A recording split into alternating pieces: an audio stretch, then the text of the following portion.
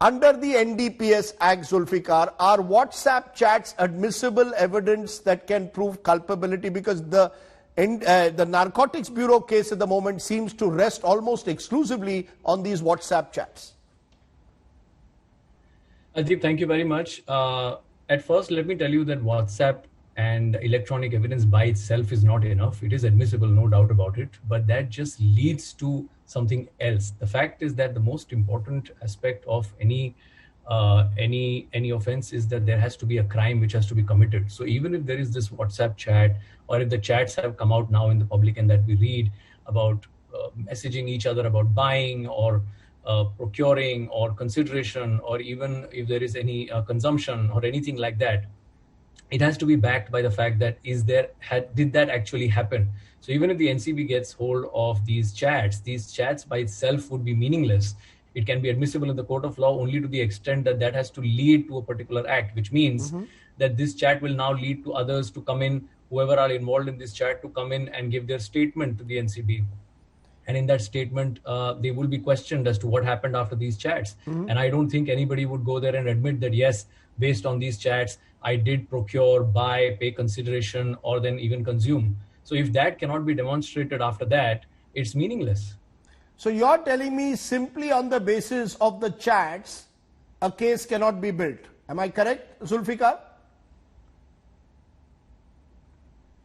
Yes, that is exactly what I'm saying is not enough at all. I mean, it can lead to a lot of sensationalization in relation to celebrities as to what is the content of the chat that they exchange with parties.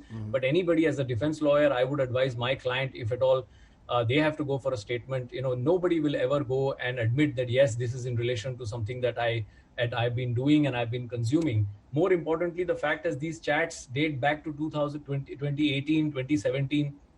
I mean, really, nobody has recollection of these chats, whether they were actually done on their phone, somebody else used the phone, is it really authentic? All of these things will have to be tested, and that will be the test of the trial. So at the time of trial, the most important thing what the investigating officer is going to do at this point of time when they receive the chat is that they're going to couple it with a 65B notice certificate, which is going to just prove the authenticity of the source where these chats have come from. That's it.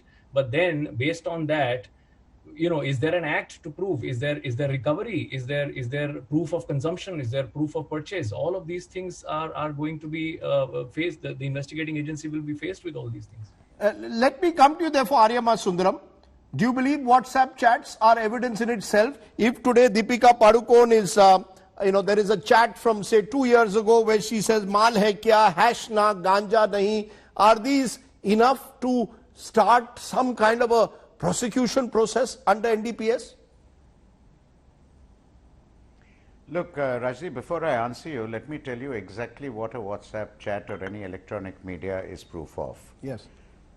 At the most, it is proof that a message emanated from a certain machine and was received by another machine. It is proof of that fact, that it emanated, the WhatsApp chat may have emanated from this telephone number, was received by another telephone number. Apart from that, there is no other presumption. As to its contents, as to what happened thereafter, there is no presumption at all. There is not even presumption that a given person received it. It's an instrument received it. So you must realize that that is the extent of the WhatsApp chat, which is what brings me to the major issue. I refuse to believe that the NCB, which is a board which should really be going into huge issues of massive drug smuggling and drug peddling and drug pushing in India, is spending so much time and energy, as attractive as it may sound, against the Bollywood stars. But I feel that we are mistaking between what is an investigation and what is a trial.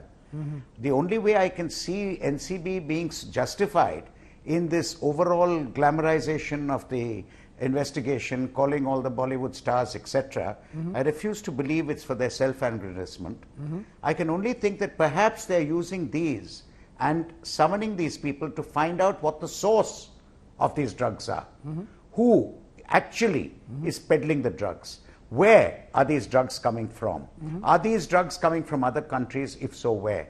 And probably start the chain by starting at the bottom rung of the ladder and try to work up to find the actual source, which is the only way I can see the importance of NCB getting into it. Okay. Not to catch Mr. X or Mrs. Y or Mr. Z having consumed drugs, because something like that should be done by a local police officer, and it's something, according to me, is not something for a mammoth inquiry.